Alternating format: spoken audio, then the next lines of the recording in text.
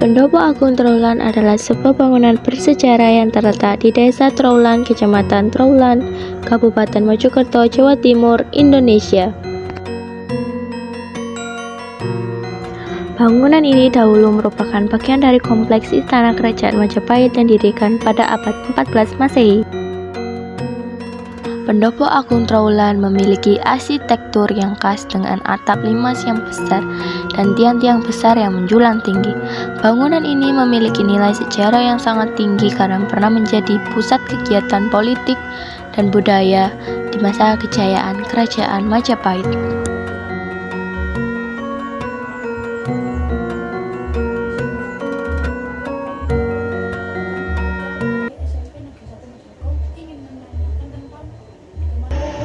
Kami bertiga dari SMP Negeri 1 Mojokerto ingin menanyakan tentang pendopo ini, bagaimana sejarahnya pendopo ini. Baik, dari SMP 1 Mojokerto ya. Saya selaku aktivis budaya, kebetulan saya juga bertempat di Pendopo Agung ini. Terus kira-kira apa yang perlu bisa saya jelaskan di sini? Begini Pak, ingin tahu tentang sejarah di sini. Tentang Pendopo Agung. Ya. Pendopo Agung ini kalau kita membaca tentang sejarah, kita mengambil dari pendopo. Pendopo ini bisa dimaknai dengan balai. Kalau di rumah ada balai rumah, di RW ada balai RW, kemudian di desa ada balai desa, balai kecamatan. Nah, kebetulan tempo dulu ada di sini ya balai kerajaan atau pendopo kerajaan. Kemudian yang sampai sekarang disebut dengan Pendopo Agung, yaitu Balai Agung atau Pendopo Agung. Dulu memang Pendopo Agung itu kurang lebih tempatnya ya di sini ini. Terbukti ada peninggalan-peninggalan tentang umpak daripada bangunan kuno, yaitu yang tahun 67, 68 disempurnakan dengan atap, tiang dan atap sampai kurang lebih tahun 73-74 bisa terselesaikan. Kemudian diberi nama Pendopo Agung. Jadi dulu ini ya bangunan besar atau balai keraton atau balai istana raja, yang sekarang lebih dikenal adalah Pendopo Agung.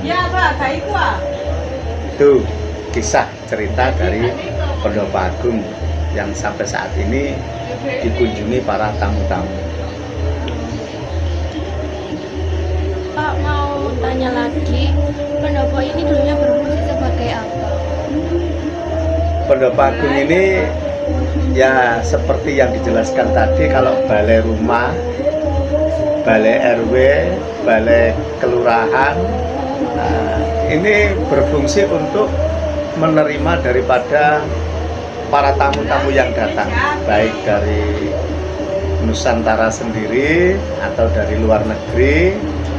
Kalau tempo dulu para kunjungan kerajaan itu bermula datang di tempat ini. Setelah sampai di sini, kemudian mengadakan daripada sajian, longgo, sogo, kemudian dipertanyakan sekiranya tujuannya mau kemana. Setelah ditanya tujuannya mau kemana, baru dari Pendopo Agung ini bisa diantar ke tempat-tempat peribadahan kayak zaman kerajaan dulu ya, di pura, di candi, itu tempat suci, tempat ibadah. Jadi untuk menerima atau menampung para tamu-tamu kerajaan tempo dulu. Apakah ada hubungan dengan peningkatan di pendopo ini? Peningkatan Terus Hmm? peningkatan kayak Ada bukannya hubungan direnovasi. kebudayaan. Oh ya tentu saja, karena situs kerajaan ya ada di sini, termasuk batu-batu umpak atau istana raja ya di sini. Apa yang menjadi daya tarik yang ada di sini? Yang menjadi daya tarik di sini adalah bangunannya ini seperti tempo dulu. Jadi sangat menarik sekali apabila masuk ke sana. Di situ ada beberapa tiang-tiang yang besarnya tiang itu ya melebihi batas dari bangunan-bangunan sekarang. Seperti batu peninggal keraton semacam umpak itu berjumlah 17, yang 16 untuk penyangga tiang. Yang 16 berarti 16 tiang utama. Kemudian ada yang satu berada di sebelah timurnya itu untuk upacara, bisa diartikan semacam itu. Jadi ya yang menarik ya peninggalan kuno itu. Apa ada cerita rakyat yang berkaitan dengan nama pendopo? Seperti yang saya jelaskan di awal tadi bahwa berkaitan dengan pendopo, di sini itu istana kerajaan atau Kasentanan Keraton. Maka di dalam istana raja ada balai keraton, ya, atau bisa disebut pendopo. Pendopo itu bangunannya, balai itu tempatnya. Jadi ya itu tadi hubungan dengan kerajaan, yaitu balai keraton itu, balai keraton atau pendopo agung keraton, karena tempat yang besar yang untuk menampung para tamu-tamu kerajaan. Kegiatan apa saja yang boleh dilakukan di pendopo ini? Kegiatan yang boleh dilakukan di sini pertama adalah datang dan menyaksikan kebesaran nama besar kerajaan Majapahit tempo dulu dan sisa-sisa peninggalannya, termasuk pendopo agung ini. Bisa bermain, bisa beristirahat, sambil makan-makan bareng dan sambil menyaksikan peninggalan-peninggalan di pendopo agung ini. Termasuk ada situs-situs kuno, ada patok gajah atau pusat bumi, di mana cerita rakyat menjelaskan di patok gajah itu pertama juga dipakai, yaitu mengikat gajahnya Tribuana Tunggal Dewi. Kemudian di situ juga ada yaitu tempat-tempat daripada pembacaan sumpah naskah palapa, dari ucapan sumpah Patih Gajah Mada. Jadi bisa kegiatannya ya melihat-lihat itu sambil istirahat. Jadi belajar sambil bermain.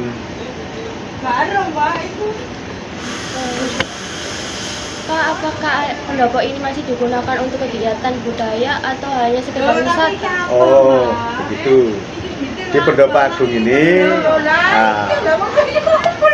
mulai dulu sampai sekarang masih digunakan untuk kegiatan budaya. Terutama kami selaku orang-orang adat, aktivis budaya juga mengadakan kegiatan seperti mocopat. Mocopat itu adalah melajari tentang pitutur-pitutur luhur, atau biasa Pangesti Suro, tiap sasi Suro ada juga di sini dari pihak-pihak luar yang ingin mengadakan upacara ritual, yaitu termasuk ritual adat sering kali digunakan. Di samping itu semi pariwisata, jadi pengunjung-pengunjung bisa bermain di sini sambil melihat-lihat rusa, kemudian burung merak, kemudian bisa foto bersama ular, nah itu di areal sini. Jadi berkunjung ke sini ini ya bisa bermain, kemudian ada juga masih digunakan untuk ritual-ritual atau upacara-upacara itu yang sering digunakan di sini. Di bagian mana yang paling sering dikunjungi di pendopo ini, Pak? Seluruhnya, dalam arti seluruhnya, karena areal ini memang bisa digunakan untuk bermain. Nah, setelah bermain masuk ke dalam istirahat di Pendopo Agung, karena di sana teduh, masuk di areal pendopo itu teduh, di bawahnya juga batu alam, batu marmer, sehingga sejuk di sana, bisa istirahat.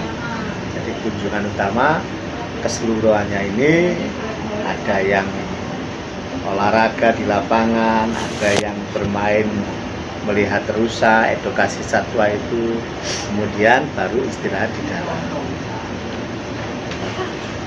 Di sini kalau boleh tahu apa saja bentuk perawatannya?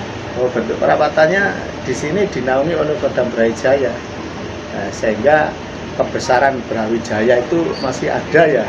Ya termasuk terbukti tempat ini dalam naungan Kodam Brawijaya. Jadi perawatannya ya kebersihan, penjagaan keamanan, kemudian juga ada dari unsur orang-orang spiritual. Jadi pelestari budaya masih ada, kemudian keamanan lingkungan juga ada. Nah seperti ini termasuk aktivis budaya untuk relawan penjagaan. Seperti saya juga ini ya termasuk terpanggil dari hati nurani untuk melestarikan dan menjaga pelestarian budaya terutama di Pendopo Agung. Jadi semacam itu. Mungkin yang lain yang bisa ditanyakan? Sambut. Kalau sudah, terima kasih kedatangannya adik-adik selaku pelajar. Mungkin nanti ada daya juang tinggi untuk meneruskan dan menjaga, merawat daripada sebagai seorang atau aktivis-aktivis pelaku budaya. Terima kasih.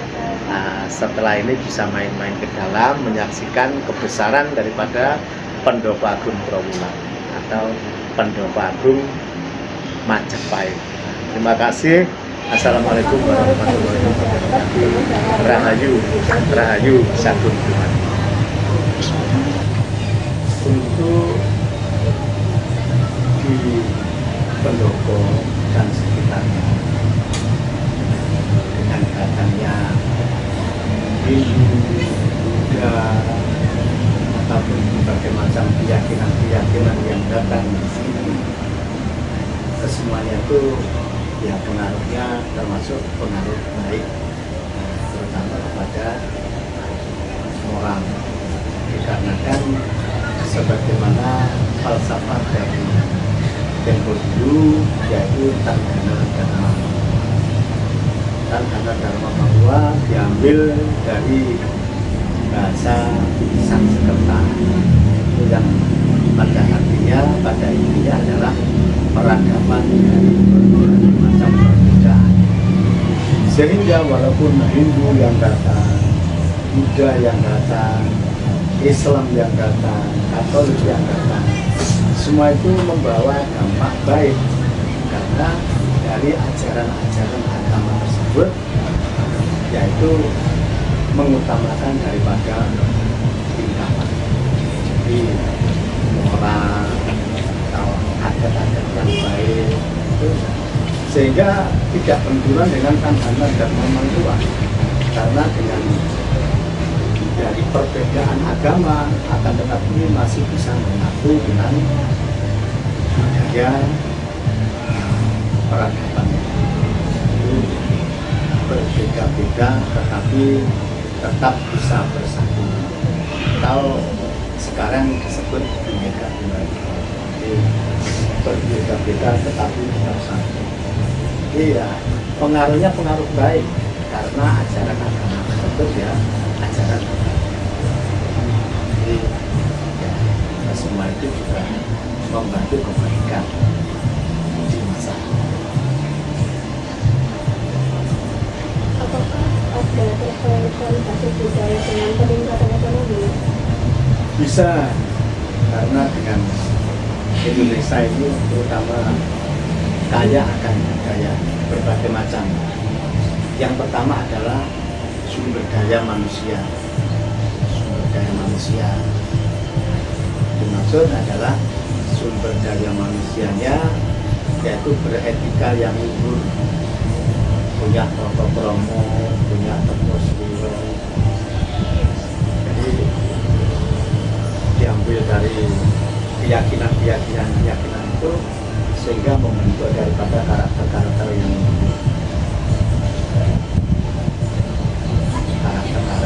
mulia. Itu ada nilai yang tinggi juga.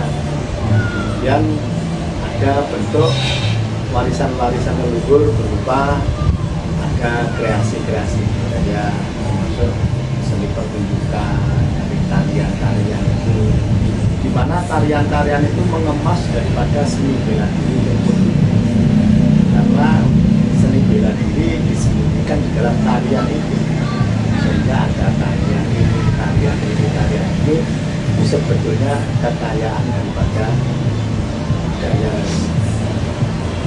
Disitulah apabila disajikan dari para pengunjung itu juga ada nilai-nilai yang tinggi, mengangkat daripada perekonomian. Kemudian ada seni gamelan seperti gamelan yaitu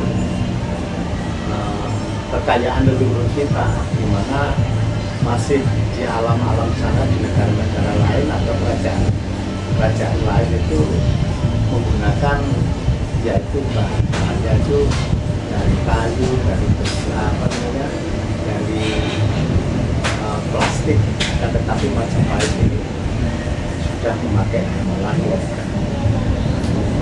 masuk ruso atau kuningan. Dan sebetulnya nilai-nilai dari perekonomian kita itu sudah ada. Gamelannya aja ya terbuat dari lokal. Tariannya pun juga terbentuk tarian-tarian yang bermacam-macam. Itu mengangkat perekonomian juga. Kalau sekarang kita wujudkan, kita wariskan kepada anak-anak, dia akan mempunyai kreasi-kreasi baru, bisa menghasilkan juga ya ada nilainya, sehingga mengangkat perekonomian. Terima kasih, mungkin itu yang bisa disampaikan ya.